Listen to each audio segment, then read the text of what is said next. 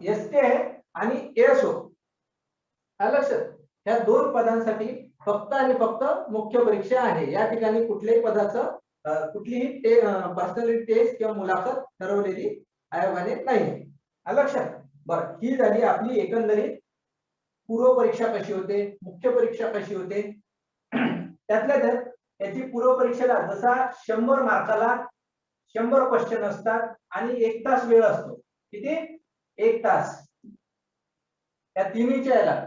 तसंच मुख्य परीक्षेला जरी 200 आणि 200 किती 400 मार्काची मेन्स किंवा मुख्य परीक्षा जरी असली तरी या 200 मार्काच्या परीक्षेसाठी किंवा पेपरसाठी क्वेश्चन असतात ते म्हणजे 100 क्वेश्चन. इकडे 100 क्वेश्चन म्हणजे प्रत्येक क्वेश्चनला किंवा प्रत्येक प्रश्नाला 2 मार्क असतात. म्हणजे याच्या तुलनेत याची काठिण्य पातळी किंवा कठीणाई थोडीशी कंपॅरेटिव्हली जास्त असणार आहे, अति कठीण नाही. तर ह्या 100 पैकी आणि ह्या 100 पैकी इंडिव्हिज्युअल पासिंग लागत नाही. म्हणजे प्रत्येक विषयात आपल्याला क्वालिफाईंग करायची गरज नाहीये. हे 200 आणि 200 सॉरी 100 आणि 100 200 क्वेश्चन आणि इकडे 400 मार्क्स. या 400 पैकी जास्तीत जास्त मार्क्स आपल्याला कव्हर करायचे आहेत. म्हणजे ह्या एका पेपर मध्ये जरी तुम्ही 200 घेतले आणि या पेपर मध्ये 0 घेतले तरी तुमचं सिलेक्शन होऊ शकतं, जर 200 पेक्षा कमी कट ऑफ लागला तर. तर सेम कंडिशन या दोघांसाठी पण.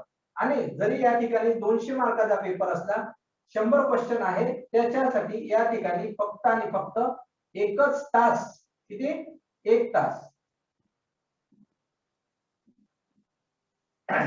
एकच तास आपला परीक्षेसाठी असणार आहे. त्याच्यामुळे आणि या ठिकाणी जसं आपलं पूर्व परीक्षेला अप्रोक्स 32 ते 34 पानांचा आपला पेजेसचा पेपर असतो, तर या ठिकाणी थोडासा पेपर लेंदी असणार आहे किंवा लांबी असणार आहे.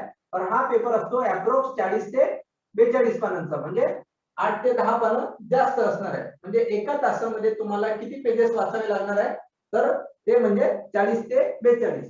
मग आता होते का आपले 40 ते 42? किती लोकांचे होतात? होतात का? होतात? बर, ठीक. चल, कसे करायचे ते आपण बघूया. आपण त्याच्यासाठी आपण क्लास लावलाय ना. बर, ठीक. तर ही झाली पूर्वची परीक्षा, मुख्य परीक्षा, याचा पॅटर्न एकंदरीत, त्याच्यानंतर तुमचं सिलेक्शन कसं होतं वगैरे वगैरे. ठीक आहे. तर याची निवड पण कशी होते आपण सांगितलेली आहे. पोस्टिंग आता आपण बघू की कुठे कुठे होते.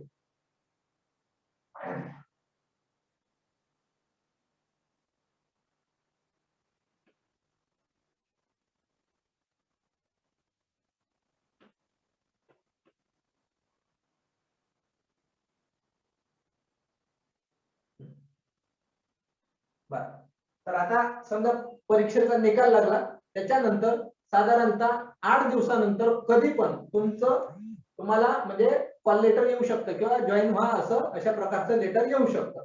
मग ते महाराष्ट्रात कुठेही महाराष्ट्र शासनाची जी काही कार्यालय आहेत, सरकारी कार्यालय, तर त्या म्हणजे पर्टिक्युलर खात्यामध्ये तुम्हाला कुठेही कार्यरत पोस्टिंग देऊ शकतात. आता PSI म्हटलं की महाराष्ट्रामध्ये कुठल्याही पोलीस स्टेशनला किंवा पोलीस खात्याअंतर्गत जी काही ऑफिसेस आहेत तर त्या ठिकाणी तुमचं सिलेक्शन किंवा त्या ठिकाणी तुम्हाला पोस्टिंग मिळू शकते. असं नाही किंवा तुम्ही या गावचे आहे तर असं काहीच नाही, तुम्हाला कुठे पण मिळू शकते.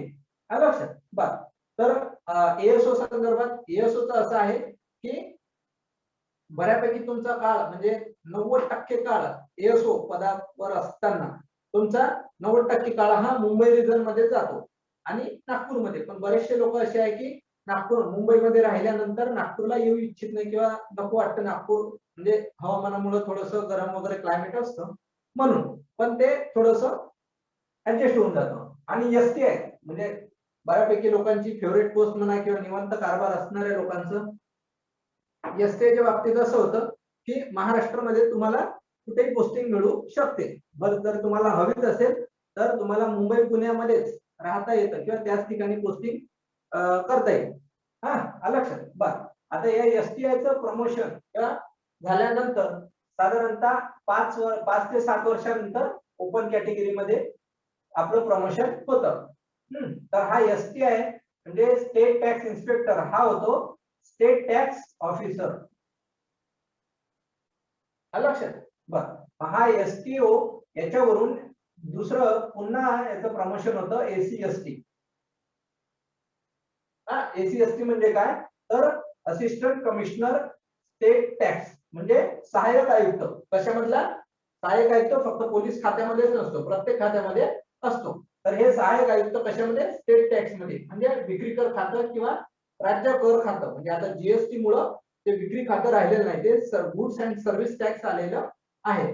तर या ठिकाणी तुमचं अशा प्रकारचं प्रमोशन होऊ शकते. मग ते हळूहळू एसीचं DC पण होऊ शकते. लक्षात. हा, पण आता इथपर्यंत आपण रिटायर होऊन जातो, आपले 58 वर्ष संपले. बर, त्याच्यानंतर PSI चं म्हणजे यांचं ट्रेनिंग आपलं कुठं, तर नेहमीप्रमाणे ऑफिसर ट्रेनिंग अकॅडमी कुठे? नाशिक. नक्की. बर, तर महाराष्ट्रात दोन ठिकाणी दोनच पदांचं या ठिकाणी ट्रेनिंग होतं. कोणत्या कोणत्या? एक PSIचं आणि दुसरं म्हणजे DYSPचं. या दोनच पदांचं ट्रेनिंग किंवा प्रशिक्षण या ऑफिसर्स ट्रेनिंग अकॅडमी मध्ये नाशिकला होतं. 12 महिन्याचं साधारणतः ट्रेनिंग असतं, त्याच्यानंतर तुमचा प्रोबेशन काळ असतो. तर हे PSI म्हणजे महाराष्ट्रातल्या कुठल्याही खात्यामध्ये कुठल्याही पोलीस स्टेशनला यांची निवड झाल्यानंतर मग हे PSIचं काय होतं प्रमोशन? API म्हणजे काय, तर असिस्टंट पोलीस इन्स्पेक्टर, म्हणजे API म्हणून. आता PSI झालं आपण की सुरुवातीला ट्रेनिंग पिरियड मध्ये, म्हणजे ज्यावेळेस आपण नाशिकला असतो, प्रशिक्षण काळ चालू असतो, तर त्या ठिकाणी तुमच्या खांद्यावर किती स्टार असतात? 1 स्टार असतो. लक्ष ठेवायचं, किती स्टार? 1 स्टार असतो. आणि तुमच्या खांद्याच्या शेवटी काय लिहून असतं, तर महाराष्ट्र पोलीस, म्हणजे त्याचा शॉर्टकट MPO. लक्षात. हे MPO लिहून असतं आणि तुमच्या खांद्यावर 1 स्टार असतो आणि 2 रिबीन असतात. कोणत्या? एक लाल रंगाची आणि दुसरी आपली निळ्या रंगाची, जांभळ्या रंगाची.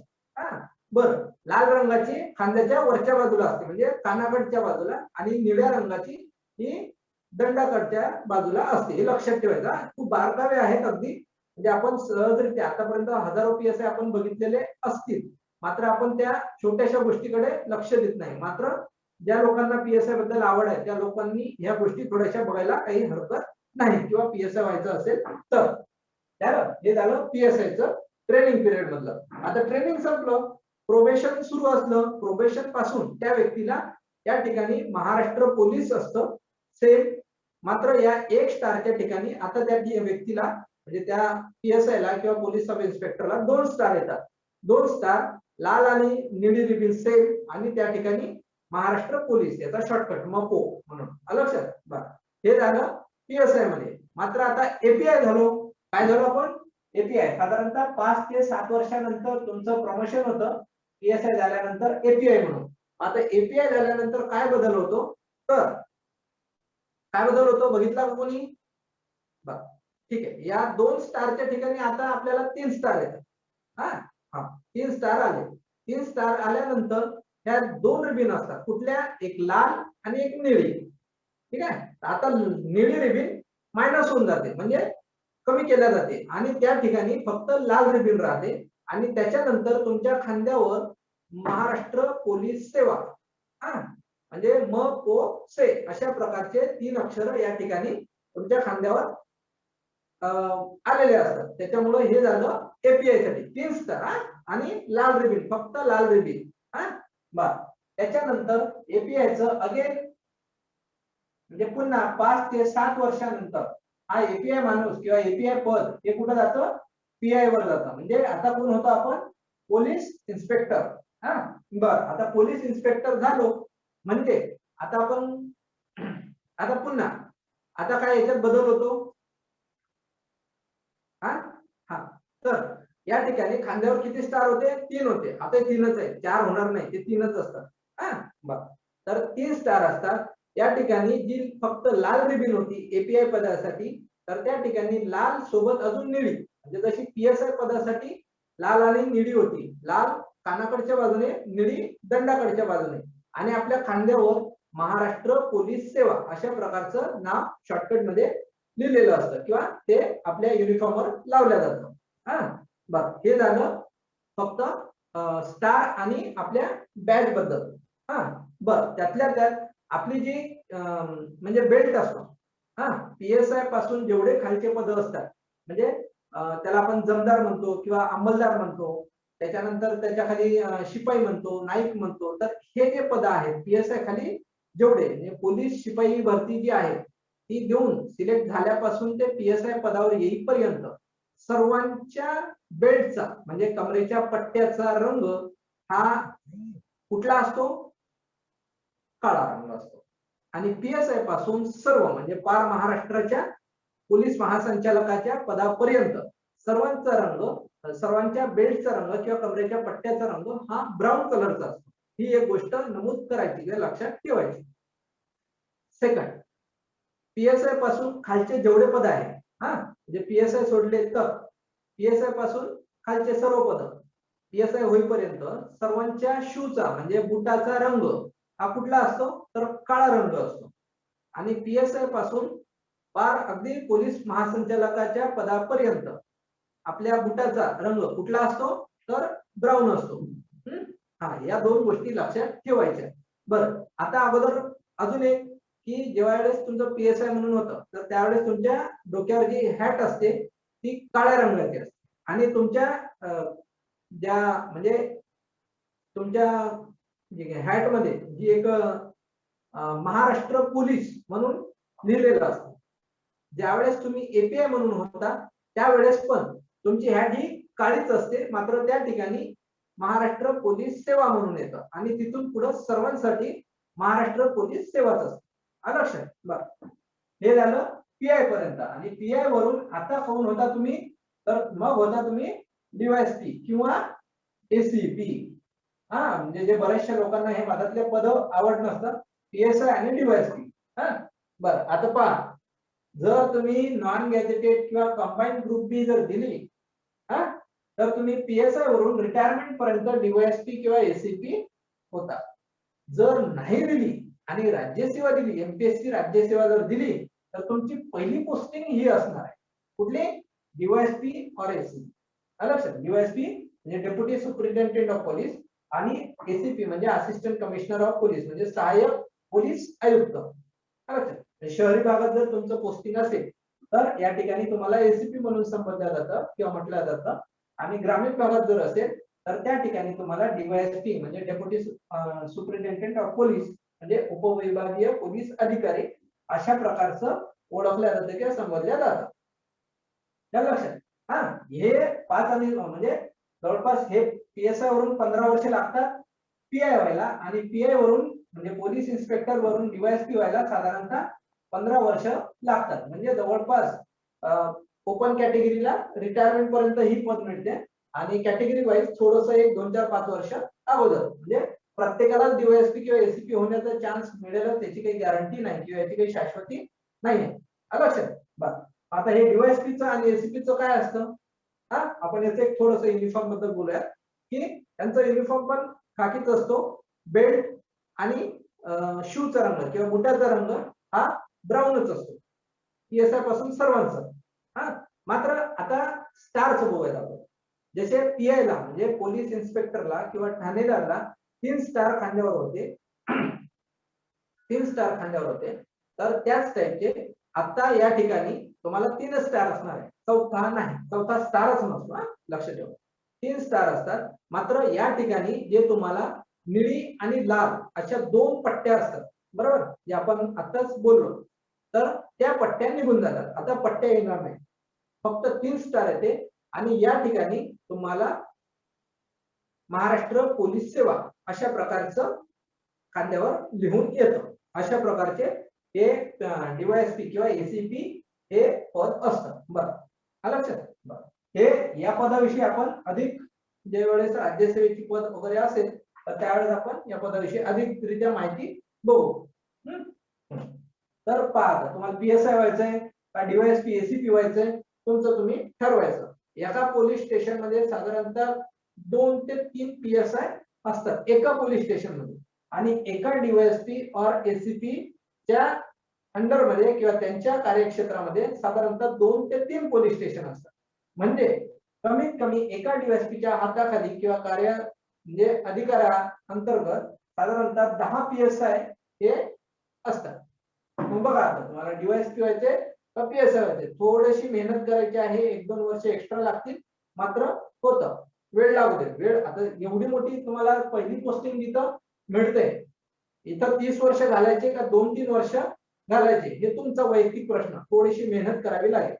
म्हणजे ती 30 वर्ष मानात घालायसाठी 2 वर्ष अपमानात घालायला काही अर्थ नाही. हे वाक्य लक्षात ठेवायचं. वाटलं तर निबंधामध्ये नोट डाऊन करायचं किंवा एका वाक्यामुळे खूप काही इन्स्पिरेशन मिळतं.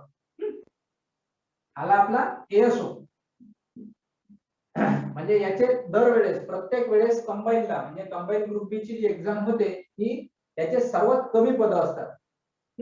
हा तर आणि याचे पद सर्वात कमी असून पण याची दरवेळेस पोरांचं म्हणजे उमेदवारांचं सिलेक्शन झालं किंवा निवड झाली तरी ते थोडे दिवस त्या पदावर राहतात आणि लगेच पुन्हा कंटिन्युटी अभ्यासामध्ये ठेवून ते दुसरी पोस्ट मिळाली गॅझेटेड वगैरे की मग हे एएसओ सोडून देतात. म्हणजे एवढे ब्लँक होऊन म्हणजे रिकामे पद असून सुद्धा ते जागा कमी निघतात आणि त्या पदावर राहतात पण कमी आणि राजीनामे सर्वात जास्त याच पदाचे असतात. पूर्ण एमपीएससी अंतर्गत घेतल्या जाणाऱ्या परीक्षेचे जे काही पद आहेत तर ह्या सर्व पदांपैकी म्हणजे गॅझेटेड असू दे किंवा नॉन गॅझेटेड असू दे किंवा ग्रुप 3 असू दे तर या सर्व पदांपैकी सर्वात जास्त जर पदावरून पण म्हणजे मला आता हे पद नाही करायचं दुसरं पद करायचं आहे तर सर्वात जास्त एएसओचं होतं.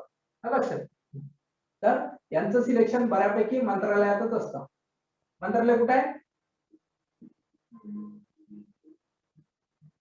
कुठलं मंत्रालय? राज्य मंत्रालय. हा आपलं केंद्राचं नाही. हा तर हे बऱ्यापैकी मुंबई रिजन मध्येच म्हणजे मुंबई विभागामध्ये त्यांचं मुंबई म्हणा नवी मुंबई म्हणा त्यानंतर ठाणे कल्याण याच भागात तुमचं जे काही कार्यालय आहे किंवा काम आहे तर त्या भागात असणार आहे. हा बरं यांना काही युनिफॉर्मचं नसतं. यांचं आपलं एएसओचं पण काही संबंध नाही आणि एसटीआयचा पण युनिफॉर्म बद्दल काही संबंध नाही. तुम्ही कुठलेही कपडे वापरू शकता. What it. हा तर आता यांचं होतं एएसओ म्हणून सिलेक्शन. हा आणि एएसओ वरून मग काय होतं तुमचं सेक्शन ऑफिसर. Section officer. हा बरं आता पहा एएसओ म्हणजे असिस्टंट सेक्शन ऑफिसर म्हणजे काय मराठीमध्ये की सहाय्यक कक्ष अधिकारी. बरं आणि या ठिकाणी दुसरं त्यांचं प्रमोशन झाल्यानंतर साधारणतः 5 ते 7 वर्षानंतर त्यांचं प्रमोशन होतं ते म्हणजे सेक्शन ऑफिसर म्हणून. हा आणि सेक्शन ऑफिसर नंतर अजून हे 5 ते 7 आणि अजून साधारणतः 15 वर्ष म्हणजे याच्या दुप्पट झाल्यानंतर त्यांचं सिलेक्शन होतं अवर सचिव म्हणून म्हणजे किंवा त्यांचं प्रमोशन होतं अवर सचिव म्हणून. लक्षात ठेवा किती वर्षानंतर साधारणतः 22-23 वर्षानंतर तुम्हाला हे पद मिळतं अवर सचिव म्हणून. आणि डेप्युटी कलेक्टर जर तुमचं सिलेक्शन झालं म्हणजे राज्यसेवा देऊन तर तुम्हाला साधारणतः 15 वर्षानंतर ह्या पदापर्यंत जाता येईल. म्हणजे पहा एवढी मोठी क्रेज या पदाची आहे की खूप फास्ट मध्ये प्रमोशन तुम्हाला मिळतं एवढ्या महत्वाच्या आणि मोठ्या पदावर जाईपर्यंत. पण या पदाचं एक असं आहे की तुम्हाला या पदावर प्रेस्टिज फारशी मिळत नाही कारण तुम्ही मंत्रालयात कार्यरत असता. मंत्रालयात टोपलवर अधिकारी असतात टोपलवर कर्मचारी असतात त्याच्यामुळे तुम्हाला प्रेस्टिज मिळत नाही. आणि आपण एवढी मोठी एमपीएससी म्हणा राज्यसेवा असू दे किंवा कंबाईन असू दे आपलं हे करिअर निवडण्याचं एकच कारण असतं बऱ्यापैकी सर्वांचं की प्रेस्टिज. म्हणजे पैसे तर प्रायव्हेट सेक्टर मध्ये पण आहे पण प्रेस्टिज महत्वाची आहे. त्याच्यासाठी आपण एएसओ हे पद जास्त लोक म्हणजे एएसओ हे पद जास्तीत जास्त लोक म्हणजे नाकारतात त्यांना प्रेस्टिज हवी असते म्हणून. मात्र आरामदायी नोकरी आहे निवांत नोकरी आहे आणि सर्वात जास्त या पदावर असताना तुमचं वर प्रमोशन तुम्ही करू शकता. म्हणजे जास्तीत जास्त तुम्हाला अभ्यास करायला वेळ इकडे सर्वात कमी आणि इकडे मध्यम. सर्वात कमी वेळ अभ्यासाला इकडे मिळेल त्याच्यापेक्षा जास्त इकडे आणि सर्वात जास्त इकडे अभ्यासासाठी. म्हणजे तुम्हाला जर राज्यसेवा किंवा युपीएससी द्यायची असेल तर लक्षात. बरं, तर अशा प्रकारे तुमचं प्रमोशन होऊ शकतं किंवा अशा प्रकारे तुमचं पुढे भविष्यातलं करिअर होऊ शकतं. एसटीआयचं पण, पीएसआयचं पण आणि एएसओचं पण. ठीक आहे. बरं,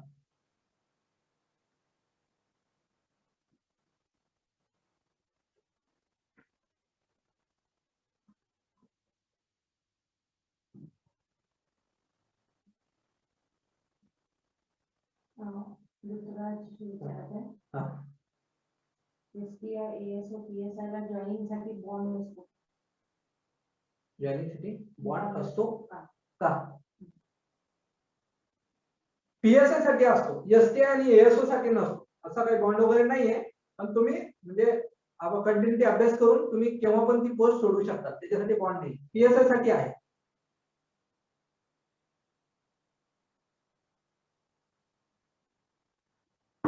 बरं, अजून काही कोणाला अडचण? वेतन वगैरे, पेमेंट वगैरे? सर्वात महत्वाचं तेच आहे, कोणीच विचारलेलं नाही मला. हा, का बिनपगारी करणार आहे? कोण कोण आहे बिनपगारी करणार?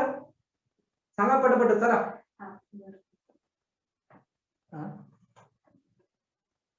हात वर करा बरं, कोण कोण बिनपगारी करायचे जरा.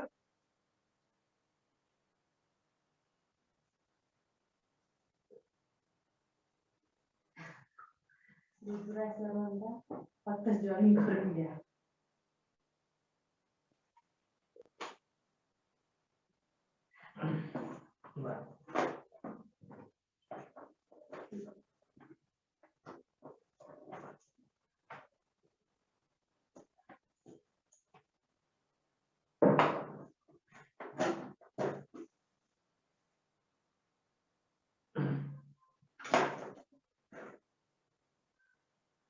बर, आतापर्यंत कोणाला काही डाऊट? टेन्शन नका घेऊ, प्रत्येकाचा पगार भरपूर असतो, भरपूर.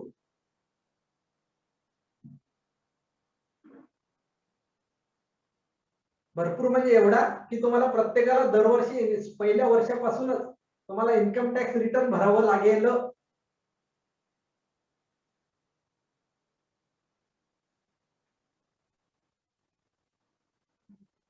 हा, ठीक आहे. बरं,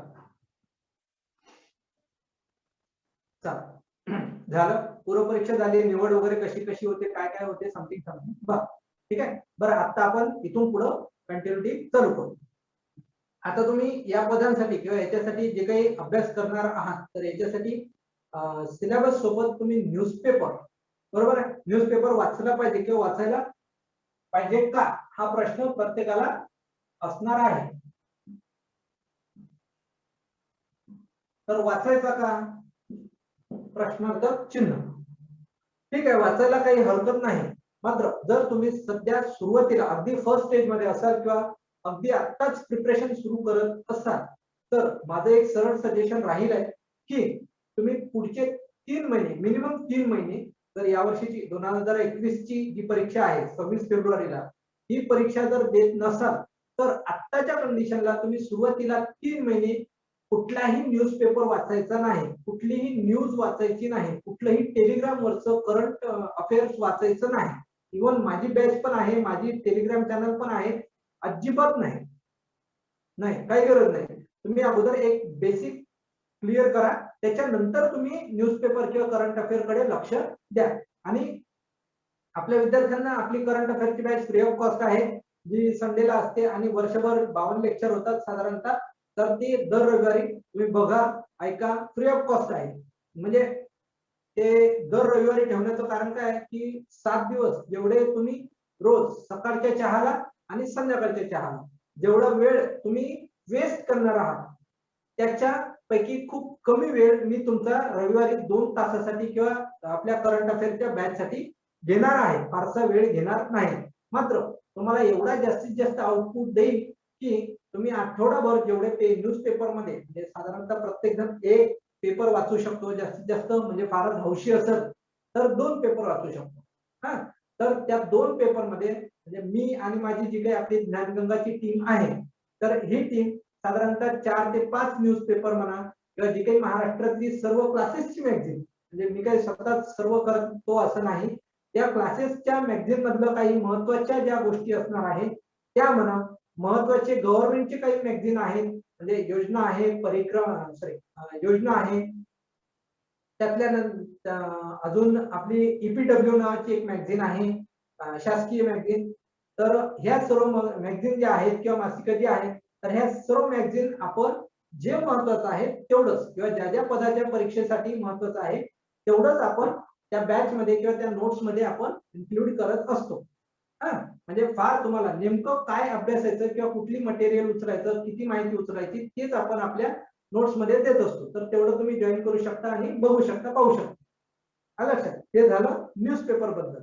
हा, म्हणजे सुरुवातीला 3 महिने काय करायचं, तर फक्त फक्त आणि फक्त काय करायचं, तर तुमचा 60% टायमिंग म्हणजे बॅच सुरू असो किंवा नसो, तुम्ही आपल्याकडे अभ्यास करा किंवा अजून कुठल्या बॅच मध्ये तुम्ही जॉईन व्हा न व्हा, तुम्ही सेल्फ स्टडी करा, काय हरकत नाही. तुम्ही पुण्यात राहून करा किंवा गडचिरोलीत राहून करा.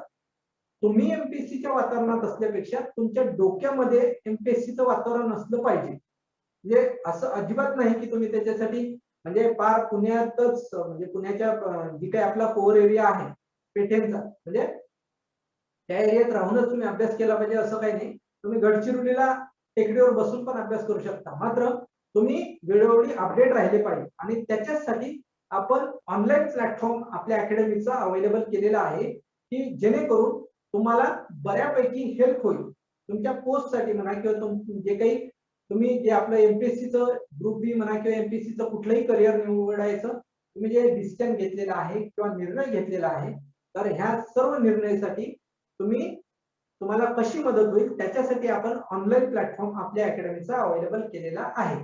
आणि त्यातल्या त्यात महाराष्ट्रातल्या सर्व क्लासेस पैकी कुठले खूप चांगले चांगले क्लासेस आहेत, माझ्यापेक्षा खूप चांगले चांगले आहेत, खूप नामांकित आहे, मोठे मोठे आहेत, खूप जुने आहेत, तर आणि शिकवणारे पण खूप चांगले चांगले आहेत. म्हणजे मीच चांगला शिकवतो असं नाही, तर त्यांच्यामध्ये मी कुठेतरी बसतो. भलेही त्या लिस्टमध्ये मला सर्वात शेवटचं समजलं तरी मात्र कुठेतरी माझं पण तुम्हाला हेल्प होईल. तुम्हाला ज्या व्यक्तीचं सर्वात कमीत कमी पैशांमध्ये, कारण आता आपण मध्यमवर्गीय आहे, त्यातल्या त्यात कोविडची सिच्युएशन झालेली आहे, तर या सर्व सिच्युएशन मधून आपण बाहेर पडत असताना आपलं करिअरचं, कारण एमपीएससीची प्रोसेस म्हटलं की साधारणतः 1-1.5 मे बी 2 वर्षापर्यंत आपल्याला अभ्यास करावाच लागतो.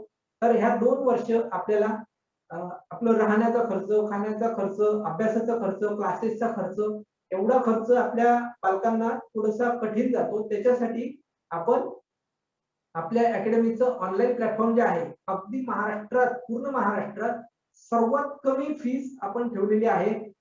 जे काही फीस असेल वगैरे, तर ती सर्वात कमी फीस ठरवलेली आहे आणि त्याचा तुम्ही नक्कीच बेनिफिट घेऊ शकता. तुम्हाला तुमच्या मित्रांना तो बेनिफिट होईल.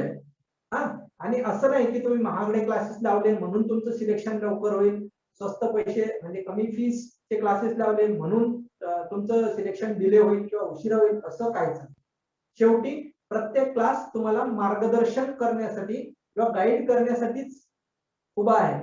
शेवटी जे काही ऍक्च्युअल काम करायचं आहे, म्हणजे अभ्यासिकेत बसून म्हणा किंवा तुम्हाला अभ्यास करायचा आहे, तर तो तुम्हाला करायचा आहे. कुठलीच अकॅडमी तुम्हाला पोस्ट करून देणार नाही. तुम्हाला फक्त पोस्टच्या जवळ नेलं आहे किंवा जे काही तुम्हाला फेल्युअर पासून दूर नेणार आहे, हे काम फक्त अकॅडमीचं आहे. माझी असो किंवा कुठलीही अकॅडमी असो. STI, ASO, PSI mains prepare करताना कोणती काळजी घ्यायला पाहिजे? हा, बर, तर एसटीआय, एएसओ आणि पीएसआय याची मेन्सचा अभ्यास करत असताना आपण सुरुवातीला मेन्सचा अभ्यास करायचा. मेन्स मधले किंवा प्री मधले जे कॉमन सब्जेक्ट आहेत, हा, कुठले, तर इकॉनॉमिक्स आहे, जो आपल्याला मेन्सला आणि प्रिलिमला हेल्पफुल ठरणार आहे. जो गणितासारखा विषय आहे, थोडासा समजायला अवघड जाईल, पण ओके, आपण जास्तीत जास्त कसं त्याच्यामध्ये स्कोर करता येईल त्याच्यासाठी आपण प्रयत्नशील राहायचा. नेक्स्ट आपला पॉलिटिकल सायन्स, भले थोडासा म्हणजे पॉलिटिक्स प्रत्येकाला आवडतं, मात्र पॉलिटिकल सायन्स हा वाचताना सोपा वाटतो, पण ज्यावेळेस आपण प्रश्न सोडवायला घेतो त्यावेळेस ते थोडेसे कम्पॅरेटिव्हली अवघड जातात. का, तर आपण कशावर लक्ष देतो, फक्त वाचनावर लक्ष देतो, आपण समजून घेण्यावर लक्ष देत नाही किंवा आपण स्वतःला ओव्हर कॉन्फिडन्स मध्ये कुठेतरी जातो. त्याच्यामुळे आपलं दुर्लक्ष होतं. म्हणून आपण एक प्रॉपर गाईडने किंवा प्रॉपर वेने जर आपण अभ्यास केला पॉलिटिकल सायन्सचा, तर त्याचा आपल्याला प्री आणि ऍज वेल एज मेन्सला बेनिफिशियरी होतो. आणि सेम जर पीएसआय संदर्भात जर तुमचं पीएसआय टार्गेट असेल तर तुम्ही एका गोष्टीकडे लक्ष ठेवायचं, कुठल्या तर कायदे. ते कायदे तुम्ही प्री नंतर पण करू शकता, असं काही हरकत नाहीये, तुम्ही आत्ताच केले पाहिजे. सर रिजनिंग आणि मॅथ्स साठी स्पेशल लेक्चर होईल? हो बिलकुल होईल. हा, तर प्रश्न असा आहे की मॅथ आणि रिझनिंग साठी वेगवेगळे लेक्चर होणार आहे का? नक्कीच होईल, बिलकुल होईल. म्हणजे टोटली मॅथ घेणार नाही आपण. मॅथ कुठलं घेणार आहे? आपलं अंकगणित. हा, जे न्यूमरिकल ऍप्टिट्यूड जे शासनानं किंवा एमपीएससीने सिलेबस दिलेला आहे, तर त्या सिलेबस आपण पूर्णतः आपल्या अकॅडमीमध्ये कव्हर करून घेतल्या जाईल. आणि रिझनिंगचे जे चॅप्टर आहे म्हणजे व्हर्बल नॉन व्हर्बल जे काही शास्त्र म्हणजे एमपीएससी तर्फे सिलेबस आहे, सिलेबस कव्हर करण्याची गॅरंटी आपल्या अकॅडमीची, त्याची खात्री आपण देतो. अजून हा झालं. तर अशा प्रकारचं तुमचं काम असलं पाहिजे की सुरुवातीला तुम्ही बेसिक आणि बेसिक बुक्स किंवा बेसिक पुस्तकं जे आहेत म्हणजे चौथ्या वर्गापासून, काही लोक 5वी-6वी पासून सजेस्ट करतात, मी तर म्हणतो चौथी नाही, पार तुम्ही 3री पासून बघायला काही हरकत नाही. कारण 3ऱ्या वर्गाच्या भूगोलाच्या पुस्तकामध्ये जी काही भौगोलिक भूरूप आहेत ही भूरूपांची डेफिनेशन खूप छान शब्दात दिलेली आहे. म्हणजे पठार म्हणजे काय, पर्वत म्हणजे काय, शिखर म्हणजे काय, दऱ्या म्हणजे काय, हा, तर या सर्व गोष्टी त्या 3ऱ्या वर्गाच्या भूगोलाच्या पुस्तकामध्ये दिलेले आहेत. तर पुस्तक भले ते जुन्या सिलेबसचं असू दे किंवा नव्या सिलेबसचं असू दे, ते शाळेच्या अभ्यासक्रमासाठी बदललेलं आहे, आपल्यासाठी नाही. त्याच्यामुळे कुठल्याही अभ्यासक्रमाचा असू दे, आउटडेटेड असू दे नाही तर करंट वाला असू दे, ते आपण वाचायला पाहिजे. तर 3ऱ्या वर्गापासून 12व्या वर्गाची सर्व भूगोलाची पुस्तकं तुम्ही परचेस केली पाहिजे, तुम्ही विकत घेतली पाहिजे. कशासाठी? तर त्याच्यामधले मॅप वगैरे आपल्याला लक्षात ठेवायचे. ते कसे ठेवायचे खूप सोप्या पद्धतीने आपण सांगूयात नक्की. इतरही पुस्तकं तुम्हाला वाचायची आहेत. 5व्या वर्गापासून 10व्या वर्गापर्यंत तुम्हाला विज्ञानाची पुस्तकं वाचायची आहेत. 4थ्या वर्गापासून 12व्या वर्गापर्यंत तुम्हाला इतिहासाची पुस्तकं वाचायची आहेत. हा, 11वी-12वीची तुम्हाला अर्थशास्त्र आणि राज्यशास्त्र या 2 विषयाची पुस्तकं तुम्हाला वाचायची आहेत. आणि जर का तुम्ही जर पीएसआय साठी जर म्हणजे आवडत असेल किंवा पीएसआय साठी जर तुम्ही फॉर्म फिलअप करत असाल, तर तुम्ही त्या पीएसआयच्या मुख्य परीक्षेसाठी कुठेतरी थोडासा हेल्पफुल आहे, फार नाही थोडासा, तर 11वी-12वीचं तुम्ही समाजशास्त्र विषयाचं पुस्तक वाचणं अपेक्षित आहे. तर अशा प्रकारे तुम्ही बेसिक बुक्स सुरुवातीला पहिले 3 महिने वाचायला हवे. वाचणं म्हणजे काय? फक्त वाचणं, समजून घेणं नाही. पहिली स्टेप वाचन, फक्त वाचायचं. आणि दिवसभर वाचल्यानंतर संध्याकाळी मला आठवेल अशा चुकीच्या अपेक्षा करायच्या नाही. आपण स्वामी विवेकानंद आहे का? नाही. आपण मशीन आहे काय की वाचल्यानंतर स्कॅन झाल्यानंतर आलं डोक्यात फिट? नाही. आपण सर्वसाधारण जनता आहे, सर्वसाधारण उमेदवार आहे. हा, प्रिव्हियस इयर क्वेश्चन पेपर आयोगाची घेतलेली वरील क्लासेसचे अनालिसिस बुक घेतली आहे. माझं असं म्हणणं आहे की तुम्ही ओरिजिनल आयोगाचे पेपर घ्या. कारण की काय होतं की प्रश्न असा आहे की तुम्ही प्रिव्हियस इयरची क्वेश्चन बघितली पाहिजे. ठीक आहे, तर ती कुठल्या रेफरन्स मधनं, तर तुम्ही ओरिजिनल आयोगाची घ्या. आता ओरिजिनल घ्यायची का? तर हो, ओरिजिनल घ्यायची. काय गरज आहे ओरिजिनल घेण्याची? तर ओरिजिनल घेण्याचं रिझन असं आहे, कारण असं आहे की तुम्हाला पेपरची फक्त आपल्याला म्हणजे प्रश्नांची काठिण्य पातळी चेक करायची आहे. आपण एखाद्या क्लासचं पुस्तक घेतो किंवा रेडीमेड जे आपण क्वेश्चन सेट घेतो, तर याच्यामध्ये काय होतं की आपण त्या प्रश्नाखालचं एक्सप्लेनेशन वाचतो आणि क्लासवाल्याने किंवा नोट्स म्हणजे जे काही पुस्तक काढणाऱ्यांनी काय करत असतो की ते एक्सप्लेनेशन खूप मोठं दिलेलं असतं. आपण ते एक्सप्लेनेशन वाचत बसतो, प्रत्येक प्रश्नाचं एक्सप्लेनेशन वाचतो. त्याच्यामुळे आपला जो मेन उद्देश असतो काय, की आपल्याला प्रश्नाची काठिण्य पातळी चेक करायची, आपल्याला त्याचं एक्सप्लेनेशन चेक करायचंय का नाही. हा, तुम्ही हे कधी घ्यावं एक्सप्लेनेशन केलेलं? ज्यावेळेस तुम्ही प्री दिलेली आहे किंवा मेन्स दिलेली आहे किंवा ऐन एक्झामच्या अगोदर तुम्हाला रिव्हिजन करायचे आहे, तर त्यावेळेस तुम्ही हे एक्सप्लेनेशन घेऊ शकता. अदरवाईज त्याच्या अगोदर तुमचं म्हणजे प्रिव्हियस इयरचे क्वेश्चन बघण्याचं कारण काय आहे, तर तुम्हाला प्रश्न कशा प्रकारचे विचारतात, प्रश्नाची काठिण्य पातळी कशी असते, प्रश्नांचं स्वरूप काय असतं, फॅक्च्युअल असतं, स्टॅटिक असतं, कन्सेप्च्युअल असतं, तर वगैरे वगैरे समथिंग. तर या सर्व गोष्टीसाठी आपण प्रिव्हियस इयरचे क्वेश्चन बघणं अपेक्षित असतं आणि जे की आपण बघितलेच पाहिजे. म्हणजे जरुरी नाही की तुम्ही एमपीसीच्या परीक्षेसाठी ही गोष्ट करावी. आपण जर थोडंसं बॅकलॉगला गेलो म्हणजे मागे जर बघितलं तर 10वीला काहीतरी 21 अपेक्षित असतं, बरोबर. तर 21 अपेक्षित वर्षभर बरेचसे लोक म्हणजे जी आम पब्लिक असते, आम पब्लिक म्हणजे कोणती 50% पर्यंतची, हा जे 90, 95, 100 वाली हे काय करतात, हे वर्षभर अभ्यास करतात आणि 21 अपेक्षित घेऊन हे कधी काय करतात, हे दिवाळीनंतर नवीन अपेक्षित येते. तर हे लोक जे आम पब्लिक असते ती अपेक्षित घेतात, तेवढाच अभ्यास करतात आणि त्याच्यावरून आपली मार्च महिन्यातली 10वीची परीक्षा असू दे किंवा नोव्हेंबर महिन्यातली परीक्षा असू दे, तेवढी परीक्षा देऊन ते विद्यार्थी पेपर देतो आणि पास होतो. मग आपण आपला प्रश्न असा असतो म्हणजे जे मेरिट वाल्यांचा, हा 90-100 वाल्यांचा, की मी वर्षभर अभ्यास केला तर मला कुठं 90 पडले, यांनी एक महिन्यात अभ्यास करून 21 अपेक्षित घेऊन लवकर परीक्षा दिली. तर आपल्याला फक्त आणि फक्त प्रिव्हियस इयरचे काठिण्य पातळी बघायची आहे. प्रश्न कसे येतात अजून.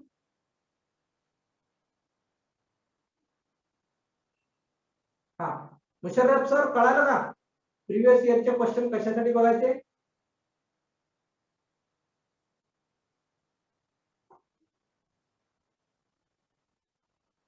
हा हा ठीक. अजून काही प्रश्न कुणाला? डेली किती लेक्चर होते? हा डेली एकच लेक्चर होईल, सध्या तरी एक लेक्चर होईल. कारण की काय आहे की जर विद्यार्थी आपले जे आहेत हे नवीन आहेत, न्यू कमर्स आहेत, त्याच्यामुळं तुमची ज्यावेळेस तुमची ब्रेन कॅपॅसिटी वाढेल किंवा तुम्ही त्या लेवलचे बनाल तर आपण 2 लेक्चर म्हणजे तुमच्या वेळेनुसार किंवा आपण जसं म्हटलं तसं ऍडजस्ट करू शकतो. 2 लेक्चर किंवा 3 लेक्चर पर्यंत शक्य आहे. म्हणजे अकॅडमी तर्फे काही हरकत नाही. नंतर तुम्हाला ते म्हणजे माझं टार्गेट काय आहे, मी 11 महिन्यापर्यंत बॅच आपली चालली पाहिजे, जे की तुम्हाला सिलेबस कव्हर झाला पाहिजे. तुम्हाला ज्या अपेक्षेने तुम्ही क्लास जॉईन केलेले आहेत ती अपेक्षा तुमची पूर्ण झाली पाहिजे. ना की मी माझं पळवत म्हणजे काहीतरी कम्प्लीट करायचं म्हणजे टार्गेट कम्प्लीट नाही करायचं. 11 महिन्याची बॅच 12 महिने होईल, काही हरकत नाही. आणि 12 महिने केल्यानंतर काही लोकांना असं वाटलं की सर माझे काही टॉपिक मला कळाले नाही, एखादा विषय पूर्णच कळाला नाही किंवा एखादा विषय मला अवघड गेला बॅच करून, पण पुढच्या वर्षी डबल बसायचं. अकॅडमी कुठे जाणार आहे किंवा आम्ही कुठे जाणार आहे, कुठेच नाही. तुम्ही डबल जॉईन करू शकता, काही हरकत नाही. आणि ती फीस घेणार नाही पुढच्या वर्षी. जर तुम्हाला डबल एखादा दुसरा विषय किंवा प्रत्येक विषयातले थोडेफार टॉपिक जर कव्हर करायचे असतील तर तुम्हाला पुढच्या वर्षी कुठल्याही प्रकारची फी आपण आकारणार नाही. हा अजून ठीक आहे. हा चल पुढे. तर आपण स्टेट बोर्डापर्यंत स्टेट बोर्डच्या बुक्स पर्यंत किंवा बेसिक बुक्स पर्यंत आलो. तर बेसिक बुक्स आपण वाचायचे आहेत. हा पहिले वाचायचे आहेत, त्याच्यानंतर सेकंड स्टेज मध्ये ते समजून घ्यायचे आहेत, थर्ड स्टेज मध्ये ते नोट्स काढायचे आहेत. लक्षात. त्याच्यानंतर आपण त्याची रिव्हिजन करणार आहोत. या 3 स्टेज मध्ये आपण वाचन करायचं आहे. बरं, वाचन करत असताना एखादा हायलायटर म्हणा किंवा काय म्हणतो आपण एखादा कलरफुल पेन ते डावीकडून उजवीकडे डावीकडून उजवीकडे असं करत फिरायचं नाही. आपली काय ते म्हणजे रंगवायची म्हणजे एखादं पुस्तक, हा आता अकॅडमिकचे जे पुस्तक असतात हे बऱ्यापैकी कलरफुल असतात. तर आपली काही ती स्पर्धा नसते. आपली स्पर्धा हा पुस्तक हे पुस्तक आणि हा पेन सुरू ते आपलं दिवसभर डावीकडून उजवीकडे असं नाही. तुम्हाला वाचायला सांगितलं ना, अजिबात पेन हातात ठेवायचा नाही किंवा कुठला हायलायटर हातात ठेवायचा नाही. तुमचा बोर्ड पण त्या लाईन म्हणजे जी काही लाईन आहे त्याच्या खालून असा फिरवायचा नाही. डोळे आणि तुमचं पुस्तक एवढंच. अशा प्रकारचं वाचन करायचं. हा जेव्हा तुमचं पेज संपलं त्यावेळेस तुमचा हात वर म्हणजे ते पेज पलटवायसाठीच फक्त हात वापर करायचा, अदरवाईज काहीही गरज नाही. त्याने काय होतो की तुमची वाचायची स्पीड ऑटोमॅटिकली वाढते, तुमची ग्रास्पिंग पॉवर वाढते, जे की तुम्हाला कुठेतरी हेल्पफुल होते. का तर आपला 30-32 पेजेसचा पेपर आहे, तो कव्हर होण्यास थोडीशी मदत होते. बाकी मदत हळूहळू आपण कशी होईल ते आपण बॅच मध्ये कंटिन्युटी सांगणार आहोत. लक्षात. बरं, पहिल्या रिडिंगला असं, दुसऱ्या रिडिंगला तुम्हाला फक्त समजून घ्यायचं आहे आणि तिसऱ्या रिडिंगला त्यावेळेस तुम्ही तुमच्या बेसिक बुक्सच्या स्वतःच्या नोट्स काढायच्या, दुसऱ्याच्या काढायच्या नाही. दुसऱ्याच्या नोट्स काढलेल्या वापरायच्या नाही. तो भले सिलेक्टेड कॅन्डिडेट असू दे, काही फरक पडत नाही. कारण त्याने काढलेल्या नोट्स ह्या त्याच्या कामाच्या असतात. त्याला कोणत्या गोष्टी कळल्या, कोणत्या गोष्टी नाही कळल्या, त्याला कुठल्या गोष्टी इम्पॉर्टंट वाटल्या, त्याला कुठल्या गोष्टी इम्पॉर्टंट नाही वाटल्या, हे त्याचं काम होतं. त्याने त्याचं काम केलं, तुम्ही तुमचं काम करा. वेळ जातो सर, वेळ जातो लिहिण्यात, जाऊ दे, काही फरक नाही पडत. कारण एकदा लिहिलेली गोष्ट तुम्हाला 3दा रीड आउट अशा प्रकारची मदत होते. म्हणजे एकदा जर तुम्ही लिहिलं तर 3दा वाचल्याचा सराव होतो. आता विचार करा, जर तुम्ही एकदा नोट्स काढली तर त्यावेळेस तुम्ही ऑलरेडी एकदा वाचलेला आहे, दुसऱ्या रिडिंगला समजून घेतलेला आहे, तिसऱ्या रिडिंगला नोट्स काढलेली आहे. तर तिसऱ्या रिडिंगला जे 3 रिडिंग झाल्या आणि 3 वेळा वाचण्याचं, म्हणजे टोटल पुस्तक तुम्ही एक पुस्तक किती वेळा वाचलं? 6 वेळा. आणि एखादं पुस्तक तुम्ही 6 वेळा वाचलं, कुठलंही पुस्तक असू दे, आपल्या मातृभाषेचेच आपल्याला म्हणजे मराठीचेच पुस्तक वाचायचे, अकॅडमिक असले किंवा रेफरन्स मटेरियल, तर 6 वेळा पुस्तक वाचल्यानंतर जर आपल्याला लक्ष येत नाही किंवा लक्षात म्हणजे दिलेला प्रश्न आपल्याला सोडवायचा आहे, काही लिहायचं तर नाहीच आहे, बरोबर, तर तेवढा आपल्याला चुकत नाही किंवा चुकायला नाही तर आपलं कुठेतरी चुकतंय. या स्टेज मधून तुम्ही अभ्यास करायला पाहिजे. वाटेल बर. तर सुरुवातीला अभ्यास कसा सुरू करायचा? सुरुवातीला तुम्ही जर समजा जी कुठल्या पदांसाठी तुम्ही अभ्यास करत असाल, ग्रुप बी असू दे किंवा राज्य सेवा असू दे, त्याचे ओरिजिनल आयोगाचे मुख्य परीक्षेचे आणि पूर्व परीक्षेचे प्रश्नचे म्हणजे जे काही प्रिव्हियस इयरचे क्वेश्चन आहेत ते तुम्ही नजरेखालून घालायचे. ओके. त्याच्यानंतर पूर्ण प्रश्न वाचल्यानंतर फक्त प्रश्न वाचायचे, त्याचं उत्तर काय दिलं वगैरे वगैरे काही घेणं नाही आपल्याला. तर ते प्रश्न वाचायचे. त्याच्यानंतर आपलं बेसिक बुक्सचे पहिली रीडिंग करायची. प्रिव्हियस इयर कुठून डाउनलोड करायची? सांग. तर पहिल्या वर्षी प्रिव्हियस इयरचे क्वेश्चन वाचायचे, पहिली स्टेज. सेकंड स्टेज तुम्ही फर्स्ट रीडिंग करायची बुक्सची. सेकंड रीडिंग मध्ये तुम्हाला थर्ड स्टेज मध्ये काय करायचंय तर तुम्हाला सेकंड रीडिंग करायचं. सेकंड रीडिंग मध्ये तुम्ही सर्व बेसिक कन्सेप्ट समजून घ्यायच्या. त्याच्यानंतर अगेन तुम्ही प्रिव्हियस इयरचे क्वेश्चन वाचायचे. त्याच्यानंतर तुम्ही नोट्स काढायच्या आणि त्याच्यानंतर अजून तुम्ही प्रिव्हियस इयरचे क्वेश्चन वाचायचे. एवढ्या स्टेज म्हणजे 6 स्टेज तुम्हाला करायच्या आहेत. आणि या 6 स्टेज केल्यानंतर तुम्ही लक्षात घ्यायचं की तुम्हाला काय करायला पाहिजे काय नाही, हे ऑटोमॅटिकली लक्षात येतं. तुम्हाला फार काही अवघड करायची गरज नाहीये. आपण काय करतो, डायरेक्ट एखादं पुस्तक घेतो. आता पॉलिटिकल सायन्स सिलेबसला आहे, डायरेक्ट आपण पुस्तक विकत घेतो मार्केटमधून, इझिली अवेलेबल होतं कुठेही, आणि पहिल्या पानापासून शेवटच्या पानापर्यंत वाचत बसतो. नाही, ही रटाळवाणी पद्धत आहे, ट्रेडिशनल पद्धत आहे. ट्रेडिशनल पद्धतीनं तुम्ही पास होणार नाही किंवा पास झाले तरी त्याला खूप वर्ष लागतील, 5-6 वर्ष तेवढे आपल्याजवळ असतात का नाही. आणि आत्ताच्या कंडिशनला किंवा आजच्या धकीच्या जीवनामध्ये आपल्याकडे एकच गोष्ट कमी आहे, कुठली? ती म्हणजे वेळेची. 4-5 वर्ष आपण शक्य आहे का अभ्यास करणं? नाही. त्याच्यामुळं 1-1.5-2 वर्ष बस झालं. बरं, आता बेसिक बुक्स तुम्ही आणि ओरिजिनल आयोगाचे क्वेश्चन पेपर. आयोगाचे क्वेश्चन पेपर तुम्ही वाटलं तर आयोगाच्या वेबसाईट वरून डाउनलोड करू शकता, विथ आन्सर की, किंवा बरेचसे झेरॉक्स सेंटर आहे किंवा पुण्यामध्ये काही झेरॉक्स सेंटर आहे, तर ते तुम्हाला कुरिअर सर्व्हिस सहित तुमच्या घरापर्यंत तुमचे म्हणजे जे काही पार्सल असेल ते पोस्ट करतात. लक्षात. त्याच्यापैकी एक म्हणजे समजा आपल्या टेलिग्रामवर एक मॉडर्न झेरॉक्स मी तुम्हाला ऍड टाकेल, तर त्यांच्याशी तुम्ही संपर्क साधू शकता की तुम्हाला जे काही प्रिव्हियस इयरचे क्वेश्चन लागतील, तर त्या ठिकाणावरून तुम्ही बोलवू शकता वगैरे. आणि त्याच्यानंतर ओरिजिनल आयोगाची पुस्तकं, तर ती तुम्ही प्रत्येक जिल्ह्याचं म्हणा किंवा तालुक्याचं जे काही आपले बुक स्टॉल असतात तिथून परचेस करू शकता.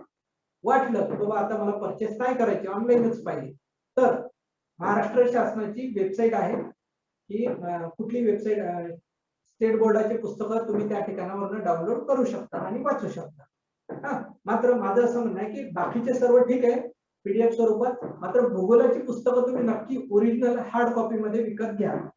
बाकी सर्व तुम्ही ऑनलाईन घेतलं तरी चालेल किंवा सॉफ्ट कॉपी असती तरी चालेल. अजून काही प्रश्न?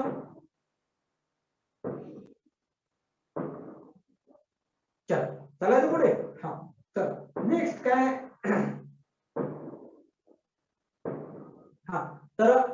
अभ्यास करत असताना तुम्ही सोशल मीडिया कसा वापरायचा, बरोबर? हा, सोशल मीडिया वापरायला पाहिजे की नाही, बिनधास्त वापरू शकता, काहीच नाही. सोशल मीडिया तेवढाच वापरायचा जेवढा तुम्हाला सोसाल. म्हणजे तुम्हाला फार वेळ असंही नाही वाटलं पाहिजे की मी आता नुसतं त्याच्यावरच बसलो, आणि असंही नाही की आता मग मी एमपीसीचा अभ्यास करतोय किंवा रटाळवाना करतोय तर मी आता सोशल मीडियापासून एवढा दूर जातोय, अलिप्त जातोय की ते काय म्हणतो आपण त्याला, आपण संन्यास नाही घेतलाय ना. संन्यास नाही घेतला. आपल्याला खूप सारे काम असतात. आपल्याला सर्व कामं करून किंवा सर्व गोष्टी करून आपल्याला अभ्यास करायचा आहे आणि एमपीएससी ची पोस्ट काढायची आहे. आपल्याला असं नाही मग आता मी एमपीएससीचा अभ्यास करतो, मी आता जेवण कमी करतो, हे कमी करतो, ते कमी करतो, मित्र परिवार मैत्रिणी वगैरे वगैरे असं समथिंग समथिंग, अजिबात नाही, अजिबात नाही. त्या सर्व गोष्टी आपल्याला कुठेतरी मोटिवेट करत असतात.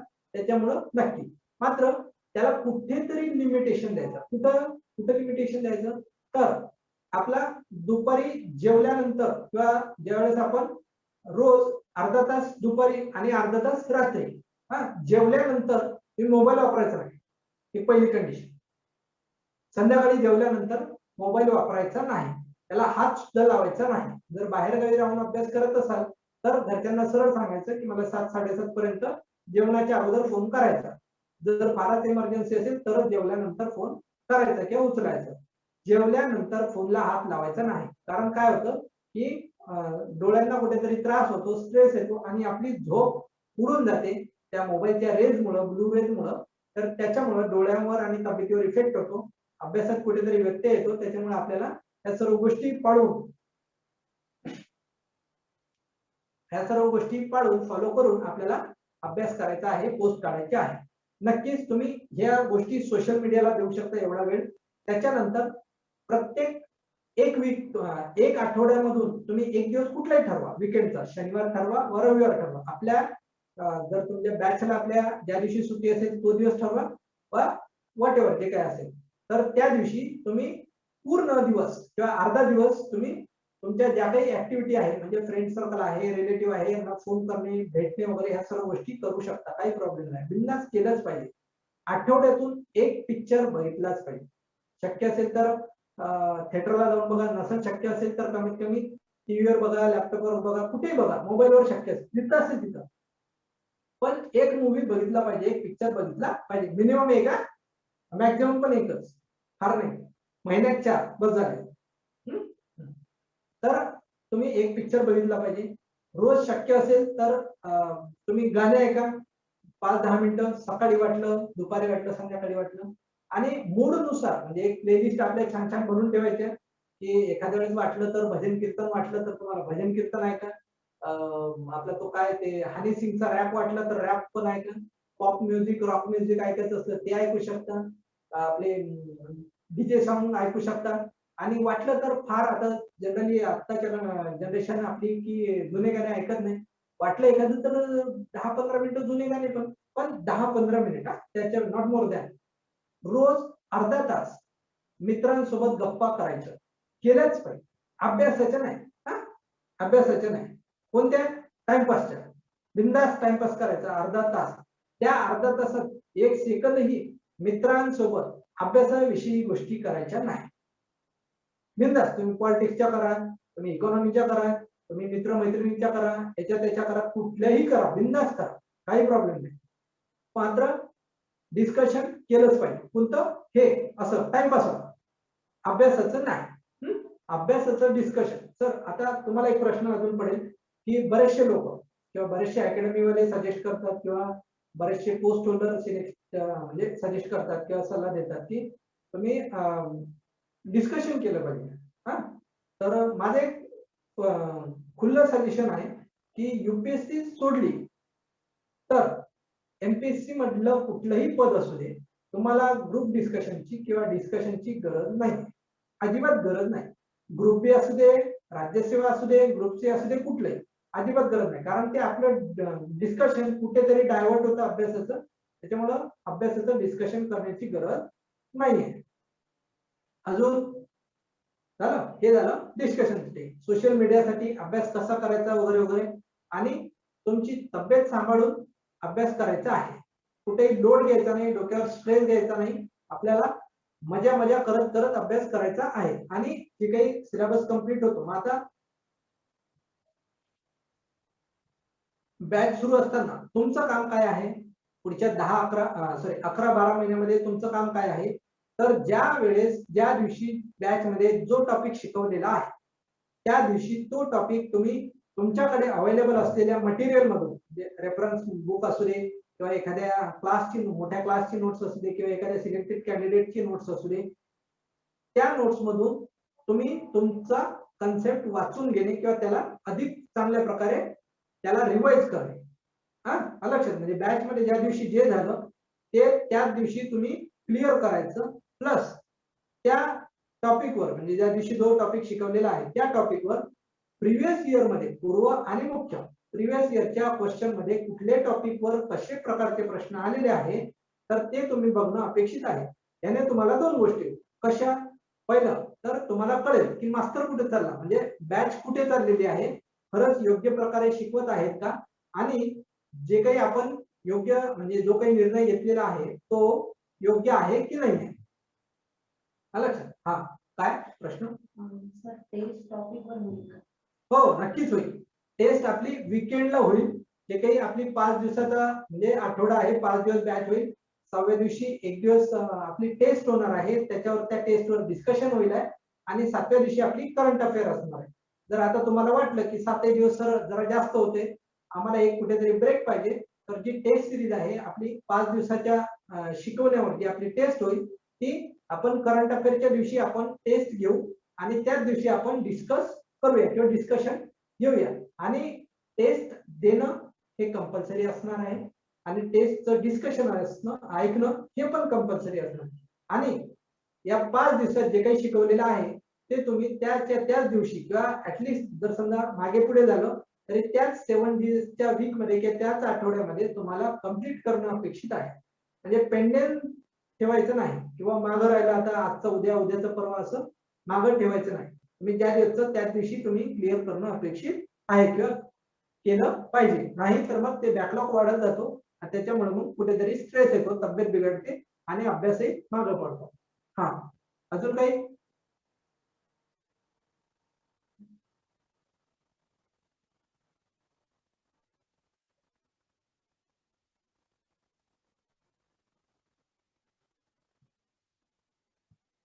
ठीक आहे. हा, चलो. तर अशा प्रकारे आता आपले 2-3 लेक्चर झाले, कसा अभ्यास करायचा, काय करायचा, प्रिव्हियस इयर वगैरे समथिंग सर्व कन्सेप्ट क्लिअर झालेले आहेत. उद्यापासून आपण, आणि आपली शिकवायची पद्धत कशी असणार आहे, तर आपण 5 दिवसाचा वीक आहे आपला, तर आपण एक विषय सुरू झाला की महिनाभर तोच विषय चालणार असं होणार नाही. आपण एक आठवडा आणि जास्तीत जास्त वाटलं तर 2 आठवडे एक विषय शिकवणार आहे कंटिन्युटी मध्ये. त्याच्यानंतर आपण दुसरा विषय घेऊ ज्या वेळेस आपल्याला थोडंसं वाटलं की या विषयाचा जो काही सिलेबस आहे तो आपण नंतर घेऊ. पण एक विषय सुरू केला की तो कंटाळवाणा होतो, कारण आर्ट फॅकल्टीचे म्हणजे आर्ट स्ट्रीमचे किंवा कला शाखेचे विद्यार्थी असले की त्यांना इतिहास बरं वाटतो, पॉलिटिकल सायन्स बरं वाटतो, इकॉनॉमिक्स बरं वाटतो. पण सायन्सचा विद्यार्थी असला त्याला इतिहास जर म्हटलं 2 आठवडे ऐक तर तो कुठेतरी बोर होतो, तर ते होणार नाही. 5 डे मध्ये जे काही होणार आहे तर त्याच्यावर 6व्या दिवशी टेस्ट आणि जास्तीत जास्त 2 आठवड्यापर्यंत एक विषय चालेल. त्याच्यानंतर गॅप देऊन 1 आठवडे किंवा 2 आठवड्याची गॅप देऊन आपण अगेन तो विषय कंटिन्यू करणार आहे. प्री एक्झामचा सिलेबस एक्झामच्या अगोदर पूर्ण होईल. प्रीचं म्हणजे 26 फेब्रुवारी.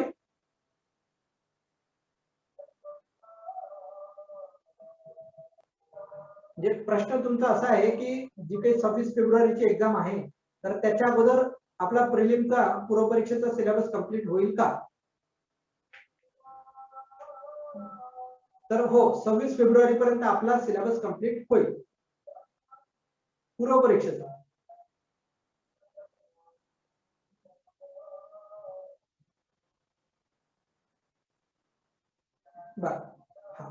तर अशा प्रकारे आपली बॅच उद्यापासून मेन मुख्य विषयाला आपण म्हणजे जो काही मेन आपले जे 7 विषय आहेत ते 7 विषयापैकी आपण करंट अफेअर हा फक्त संडेला आपली जी वीकेंड बॅच होईल ती तुम्ही जॉईन करा. त्याच्यातून तुम्ही रेग्युलर अटेंड करू शकता. म्हणजे उरलेले 6 विषय हे 5 दिवसामध्ये किंवा जे काही आपला 5 डेजचा वीक आहे ते 6 विषयावरच फोकस असणार आहे. करंट अफेअर साठी आपण मेन बॅच मध्ये कुठेही लक्ष देणार नाही. आणि जी काही टेस्ट होईल ती करंट अफेअर पण त्या टेस्ट सिरीज मध्ये इन्क्लूड राहील. अजून काही डाऊट्स? आजचा लेक्चर आपला इथपर्यंतच राहिला आहे. कोणाला काही डाऊट्स असतील तर विचारू शकता. आणि सिलेबसच्या ज्या कॉप्या आहेत प्रिलिमच्या आणि मेन्सच्या त्या सर्व कॉप्या आजच्या आज टेलिग्रामवर तुम्हाला तुमच्यापर्यंत पोहोचून जातील. तुम्ही टेलिग्राम चॅनल जॉईन करा. टेलिग्रामची लिंक सांगतो.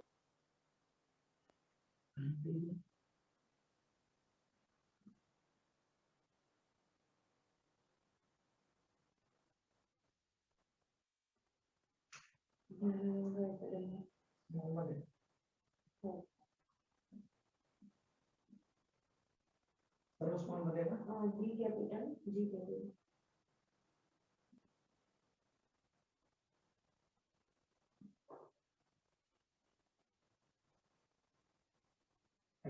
ए कॅपिटल स्पेस आहे ना.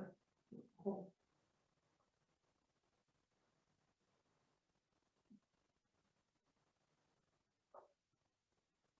ज्ञानगंगा अकॅडमी टेलिग्रामवर आहे आपलं चॅनल.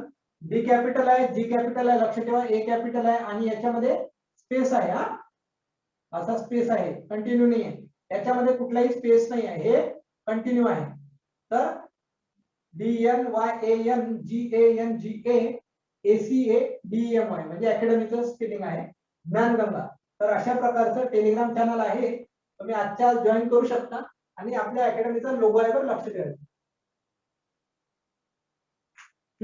तर ह्या टेलिग्राम चॅनलला तुम्ही आजच्या जॉईन करा.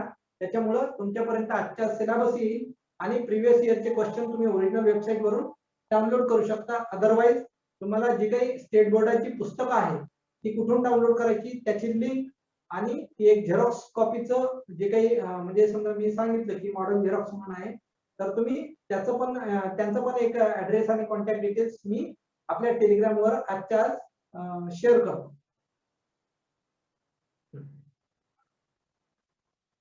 आतापर्यंतचे 3 लेक्चर फ्री ऑफ कॉस्ट होते. जर उद्यापासून बॅच कंटिन्यू करायची असेल तर तुम्हाला 11 महिन्यासाठी जी आपली बॅच आहे त्याची 8,000 रुपये फीज आहे.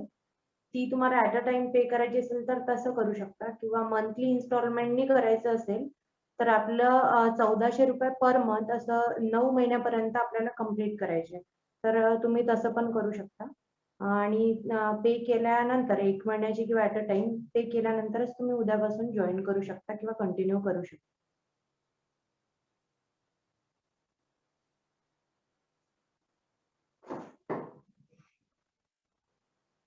ठीक आहे. बरं आता जे काही आपण 3 दिवस त्या छोट्या मोठ्या गोष्टी शिकलो हा बेस आहे. म्हणजे असं नाही की सरांनी फक्त 3 दिवस टाइमपास केला आणि पहिले 3 दिवस लेक्चर फ्री दिले असं नाही. कारण ज्यावेळेस आपण मोठ्या अकॅडमीमध्ये जातो आपल्याला रिझल्ट हवा असतो, आपल्याला शिकवणं हवं असतं. तर आपण सुरुवातीला फक्त बेस बनवलेला आहे. आता हा बेस बनला, आता उद्यापासून आपण मेन गोष्टीला म्हणजे मुख्य शिकवण्याला सुरुवात करणार आहोत. मी म्हणा आपली जी काही ज्ञानगंगाची फॅकल्टी टीम आहे ती सर्व गोष्टी तुम्हाला ज्या सिलेबस नुसार होईल आणि सिलेबस पूर्ण होईल आणि वेळेत होईल त्यातल्या त्यात. पूर्व परीक्षेचा पूर्वपर्यंत आणि मुख्य परीक्षेचा मुख्यपर्यंत अशा प्रकारे होईल. म्हणजे पळवापळवी नाही. असं वाटलं की बाबा मुख्य परीक्षेचे जे काही टॉपिक आहेत ते आपण वाटलं तर तुम्ही त्याच्यानंतर तुम्ही कंटिन्यू करू शकता. ठीक आहे. कोणाला काही डाऊट्स असतील तर विचारू शकता.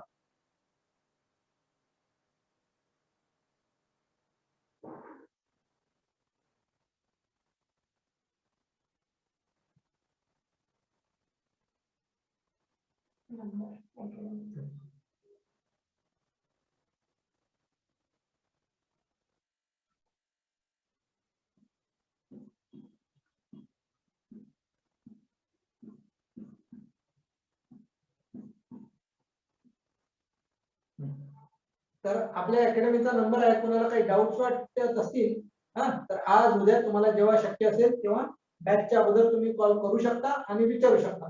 सकाळी 7 ते रात्री 9 पर्यंतचा टायमिंग आहे. आजही बॅच संपल्यानंतर तुम्हाला वाटलं तर कॉन्टॅक्ट करू शकता. 7666879738 अशा प्रकारचा आपला कॉन्टॅक्ट नंबर आहे. आणि ऍडमिशन संदर्भात जे काही तुम्हाला बॅच संदर्भात किंवा ऍडमिशन संदर्भात जी काही क्वेरी असेल किंवा काही डाऊट असतील किंवा काही विचारायचं असेल तर त्या नंबरवर कॉन्टॅक्ट करू शकता. ठीक आहे. हा, चला. अजून काही कोणाला डाऊट्स? चला पटापट विचारा.